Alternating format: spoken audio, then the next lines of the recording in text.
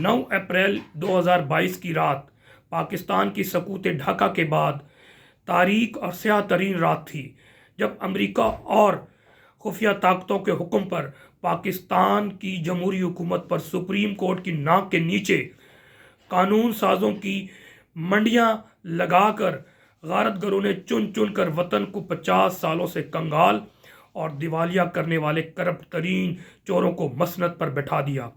और फिर हर इदारे और 24 करोड़ आवाम की तबाही का वो सिलसिला शुरू हुआ जिसमें हर गुजरते दिन के साथ तेजी आ रही है। फाइज ईसा 63A को नज़रसानी के बहाने फ्लोर क्रॉसिंग का रास्ता खोलकर अपने जुर्म के शरीक कार को आइनी तारीख की स्याह तरीन आइन की तरमीम का मौका फराहम करने जा रहा है, ताकि अवाम को जालिमों और यजीदियों से आखिरी पनाहगाह यानी अदलिया का कत्ल करके एक ग़ुलाम अदलिया का वजूद क़याम अमल लाया जा सके। पाकिस्तान में इस वक्त अमलन ना आइन की बालादस्ती है, ना कानून की हिक्मरानी है, ना ही जमहूरियत है, ना ही बुनियादी हकूक़ का तहफ़्फ़ुज़ और ना ही एक आज़ाद अदलिया।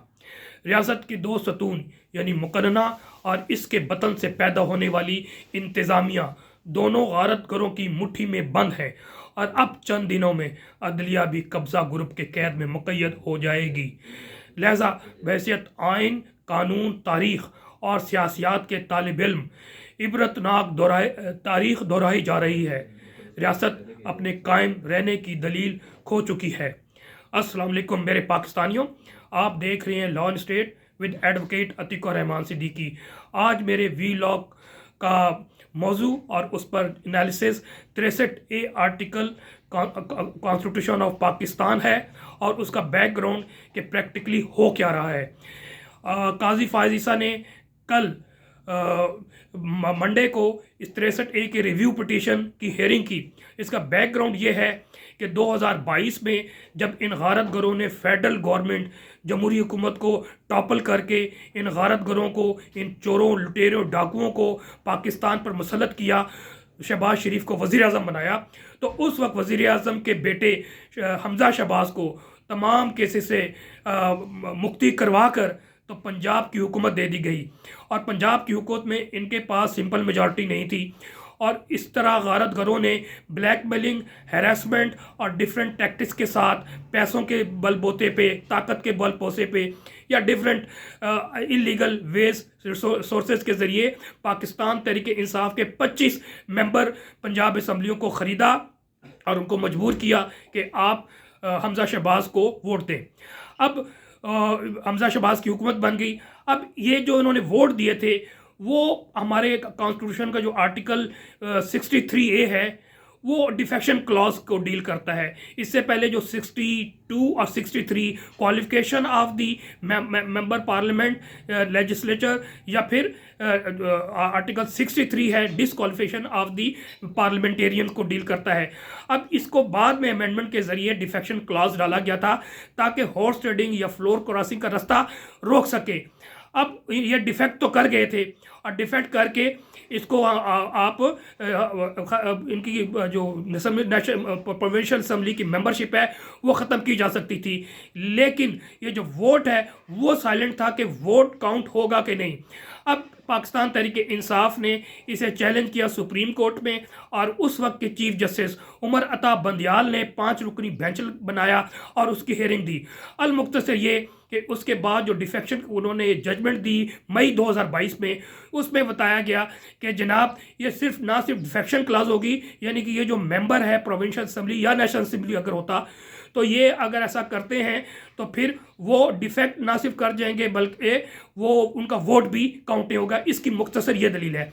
अब 63, इससे पहले कि मैं फर्दर जाऊं कि इसके साथ क्या हुआ और रिव्यू पिटीशन फाइल की गई और 2 साल बाद या 2.5 साल बाद रिव्यू पिटीशन क्यों फाइल हो रही है, ये बहस हो रही है, उसमें 63A का जो लबे लबाब ये है वो मैं आपको बताता हूँ और उसके बाद फिर आगे मैं रिव्यू पिटीशन काजी फाइज ईसा के हवाले से कि वो क्यों सुने जा रहे हैं।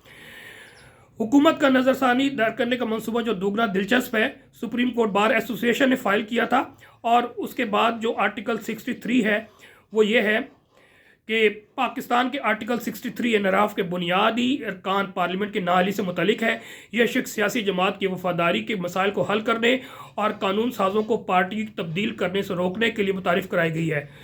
इसमें लबे लबाब यह है कि कौमी असम्बली, सेनेट या सूबाई असम्बली में किसी भी सियासी जमात के रुकन को नाअहल करार दिया जा सकता है अगर सियासी जमात से इस्तीफ़ा दें या किसी और जमात में शामिल हो। यानी कि अगर वो पार्लियामेंटियर या मेंबर प्रोविंशियल असम्बली है और वो पाकिस्तान तहरीक इंसाफ का मेंबर है और वो डिफेक्ट उसके फैसले के ख़िलाफ़ जाता है और ये रिज़ाइन कर देता है और दूसरी पार्टी को ज्वाइन कर देता है, तो फिर इस हिसाब से वो जो है डिस्क्वालीफाई हो सकता है, डिफेक्शन क्लाज उस पर लागू होगी। इसके अलावा मंदरजा झैल उमूर में पार्टी की हिदायत के ख़िलाफ़ कानून साज असम्बली में वोट दें या वोट देने से बाज रहें। अगर वज़ीर आज़म या वज़ीर आला का इंतखाब हो, एतमाद का वोट या अदम एतमाद का वोट हो, मनी बिल या आईनी तरमीम के ख़िलाफ़ पार्टी के पार्लियामान मेंबर जो उनका पार्लियामेंटेरियन चीफ होता है हेड से, अगर उसकी खिलाफ वर्जी करे या उसकी हिदायत के मुताबिक, तो ये डिफेक्शन क्लॉज में आता है। सियासी जमात का सरबरा या इनके ज़रिए इख्तियार करदा शख्स ये फैसला करने का जिम्मेदार है कि आया किसी रुकन ने नाराफ़ किया या नहीं। पार्टी सरबराह स्पीकर या कौमी असम्बली या सूबाई असम्बली के लिए या चेयरमैन सेनेट के लिए कोई एक तहरीरी एलामिया जारी करेगा जो उसे इलेक्शन कमीशन पाकिस्तान भेज देगा। इलेक्शन कमीशन ऑफ पाकिस्तान जो पार्टी सरबराह से एलामिया वसूल करने के बाद इस बात की तस्दीक करेगा कि आया रुकन को नाअहल करार दिया जाना चाहिए। फैसला 30 दिन के अंदर अंदर करने का इलेक्शन कमीशन पाबंद है। अगर किसी रुकन को आर्टिकल 63A के तहत नाअहल करार दिया जाता है तो वो इस फैसले को अदालत में चैलेंज कर सकते हैं। नाअहली का असर ये होगा कि नाअहल होने के बाद एक रुकन कौमी कानून साज असम्बली अपनी नशिस्त खो देता है। ताहम अगर इलेक्शन कमीशन या अदालतें इनके हक में फैसला देती हैं तो वो अपने ओहदे पर दोबारा बहाल हो सकता है। ये आर्टिकल बुनियादी तौर पर हुकूमत के इस्तेहकाम को बरकरार रखने और वफादारियों को तब्दील करने से अराकीन की हौसला शिकनी के लिए मुतारिफ करवाया गया था, जो सियासी मंजरनामे को गैर मुस्तकम कर सकता है। अब इसमें यह हुआ कि जब उसके बाद फिर हमजा शहबाज की हुकूमत ख़त्म हो गई और फिर दोबारा से पाकिस्तान तहरीक इंसाफ की हुकूमत कायम हो गई पंजाब असम्बली में। इन्होंने जो फाइल की रिव्यू पिटीशन वो तकरीबन 2.5 साल से पेंडिंग थी। अब इसमें दरमियान में प्रैक्टिस एंड प्रोसीजर एक्ट भी आया जो कि कानून के मुताबिक मैं आज भी इस पर कायम हूँ कि वो गैर आनी था। ये जो इंडिपेंडेंस ऑफ जुडिशरी का कॉन्सेप्ट है थ्रू ट्राइकॉटमी ऑफ पावर या सेपरेशन पावर, उसको उन्होंने ख़त्म कर दिया था। उस वक्त भी मालाफिडी थी क्योंकि वो 3 बंदों को उस प्रैक्टिस एंड प्रोसीजर के ज़रिए अगर करते हैं तो फिर काजी फायज़ ईसा और सरदार तारिक मसूद को उसमें शामिल करके वो कंट्रोल करना था और कंट्रोल कर लिया। अब इसी को चलने दिया जाए तो इस वक्त जो प्रैक्टिस एंड प्रोसीजर एक्ट है अगर उसको चलने दिया जाए तो उसमें काजी फायज़ ईसा के बाद मंसूर अली शाह जो कि पुनी जज है और तीसरे सीनियर तरीन जज है मुनीब अख्तर। अब इनके फैसले ये क्या करते हैं, ये फैसले जो केसेस फिक्स करते हैं या सूबोटे के पावर्स हैं ये तीनों मिल के करते हैं। तो इसमें भी जो बैलेंस है हुकूमत के ख़िलाफ़ जा रहा था। अब इन्होंने रातों रात ऑर्डिनेंस के ज़रिए तब्दील करके क्या किया कि काजी चीफ जस्टिस और फिर उसके बाद सीनियर तरीन जज, इसके बाद काजी चीफ जस्टिस फैसला करेगा तीसरा कौन। मुख्तसर ये है कि बैलेंस दोबारा काजी फायज़ ईसा को दे दिया गया कि क्योंकि आइनी तरमीम वो नहीं कर पाए तो अब जजों के ज़रिए किसी तरह मामला किया जाए। अब जो रिफ्ट शुरू हुई है मैं समझता हूँ वो आइनी है। अगर मंसूर अली शाह या मुनीब अख्तर जैसे लोग खड़े हैं तो वो आइन और कानून के साथ खड़े हैं। और काजी फायज़ ईसा का जो रिकॉर्ड है अब सबको मालूम है कि वो फ्रॉड ईसा जो है उसने तबाही मचाई है पाकिस्तान में। उसकी पूरी तारीख है 1 सालों में जो उसने तबाही की और उससे पहले जिस तरह से चीफ जस्टिस सत्ता बंदियाल के ख़िलाफ़ वो इन गारत गरों के कहने पर एक्टिविटी करता रहा वो सबको मालूम है।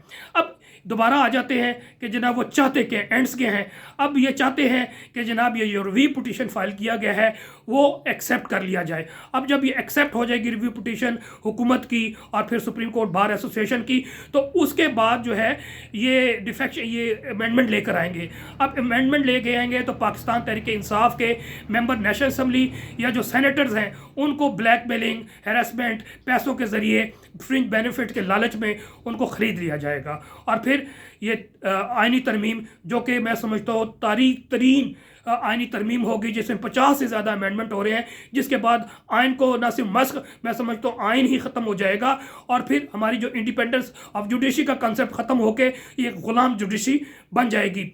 अब इस हवाले से जस्टिस मुनीब अख्तर ने एफर्ट्स की हैं और जस्टिस मुनीब अख्तर ने एक लेटर लिखा कि जनाब इस बेंच में मैं नहीं बैठ रहा, और फिर काजी फायज ईसा ने कल बेंच आखिरी पैराग्राफ से पढ़ा लेकिन असल लबे लबाब नहीं पढ़ा, और फिर जो उन्होंने तमाम प्रोसीजर कल अडॉप्ट किया वो आइन के मुताबिक, कानून के मुताबिक नहीं था, क्योंकि जब एक रिक्यूज़ल आ जाए तो फिर बेंच टूट जाता है, नया बेंच बनता है, और नए बेंच बनाने के लिए वो 3 रुकनी जो कमेटी है प्रैक्टिस एंड प्रोसीजर एक्ट के मुताबिक वो करती है, जिसमें इसी तमाम एतराज़ात लिए गए हैं कि जनाब आप आइन के मुताबिक, कानून और प्रैक्टिस एंड प्रोसीजर के मुताबिक नहीं चल रहे, और आप बेंच तो, और मैं बैठना चाहता हूँ लेकिन कानून के मुताबिक पहले जनाब इस प्रोसीड करें। अब काजी फायज ईसा ने जनाब जो कल आर्डर लिखे हैं उसमें ऐसा शो किया है जिस तरह Muneeb Akhtar part of this proceeding थे, जबकि ये गलत था। और मुनीब अख्तर ने कहा कि जनाब मुझे मेरे लेटर को, मेरे ख़त को आप आर्डर का हिस्सा बनाएं, लेकिन वह भी नहीं बनाया, और उसमें डायरेक्ट किया है कि जनाब आप रजिस्ट्रार के पास जाके अपनी बात करें। बहरहाल मुनीब अख्तर साहब ने, जस्टिस मुनीब अख्तर ने रजिस्ट्रार को भी दिया और दोबारा रात लेटर जो जारी किया है उसमें तमाम पॉइंट बताए कि आप ये कानूनी स्टेप नहीं ले रहे, आप जब मैं था ही नहीं तो आप मुझे बेंच का हिस्सा कैसे शो कर रहे हैं। और सेकंड ये है कि जब बेंच टूट जाए तो ये आर्डर, ये सारी प्रोसीडिंग नहीं होती, और रवायत यही है कि जैसे ही कोई जज नहीं बैठता तो फिर जजेस उठ जाते हैं। तो मुख्तसर ये है कि Qazi Faez Isa through fair and unfair means वो चाहता है कि गारतगरों का जो एजेंडा है उसकी तकमील करे, ताकि उसे किसी तरह से एक्सटेंशन मिल जाए और वो 3 साल फर्दर पाकिस्तान को तबाह बर्बाद करने में अपना भरपूर और कलीदी किरदार अदा करे। लेट्स सी कि आइन पसंद लोग जीते हैं या आइन शिकन लोग जीते हैं। बहरहाल इस वक्त जो नज़र आ रहा है कि जो गारतगर और ये फस्ताई ताकतें हैं ये सारे मिल के किसी तरह आवाम को, पाकिस्तान को तबाह बर्बाद करने की अपनी हर मुमकिन कोशिश कर रहे हैं, लेकिन पाकिस्तान के आइन पसंद लोग, पाकिस्तान से मोहब्बत करने वाले लोग, उसमें वकला भी, उसमें तमाम स्टार्ट ऑफ द सोसाइटी शामिल है, वो वरीड भी हैं और वो चाहते हैं कि किसी तरह से पाकिस्तान आइन और कानून के मुताबिक चले और पाकिस्तान में जमहूरियत बहाल हो। जजेस भी रिजाइनमेंट शो कर रहे हैं। हाई कोर्ट इस्लामाबाद में भी जिस तरह आपको मालूम है जो एक बेचैनी नज़र आती है, और मैं नहीं समझता कि जस्टिस बाबर सत्तार साहब अपनी खुशी से गए हैं, उन पर इंतहाई प्रेशर डाला गया है और बहुत से अवामिल है, उस पर बहरहाल किसी और व्लॉग में डिस्कस करेंगे। और आज उन्होंने फैसला करना है ये फायज ईसा ने कि जनाब कौन सी बेंच की तश्कील होगी। बहरहाल जो भी बेंच की तश्कील होगी, क्योंकि जब तक फैसला नहीं आएगा ऑर्डिनेंस जो कि चेंज करके इन्होंने प्रैक्टिस एंड प्रोसीजर को चेंज किया है उसे प्रोसीड नहीं करना चाहिए, लेकिन इसके पास अब 25 दिन रह गए हैं, तो ये हर तरीके से पूरी तरह से जनाब आइन पे हमला आवर है और हमला करेगा। लेकिन let's see, hope for the best. आखिरी तो ज़ात अल्लाह की है जो फैसला करता है, और हमें उम्मीद रखनी चाहिए कि इंशाअल्लाह अल्लाह पाकिस्तान के साथ होगा, हर हक के साथ होगा और इन गारतगरों से पाकिस्तान को बचाएगा।